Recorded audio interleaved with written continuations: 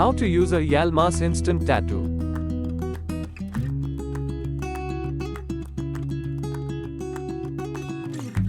Remove the tattoo stencil carefully from the base sheet. Stick the tattoo stencil properly on the skin area where you want the tattoo. Take off top sheet of the tattoo stencil carefully after the stencil sticks on the skin.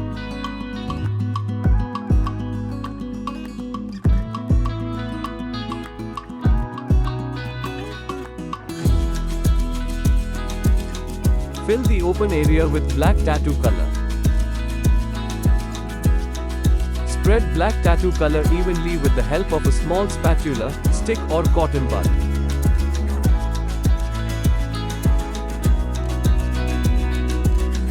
Wait for 5 minutes to let the color dry. Clean up the excess tattoo color with the help of a tissue.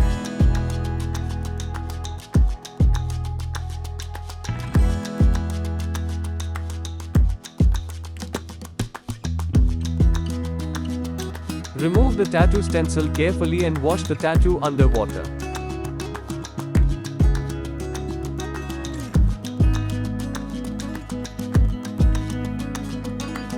Wash it under running water and remove small pieces of stencil if any.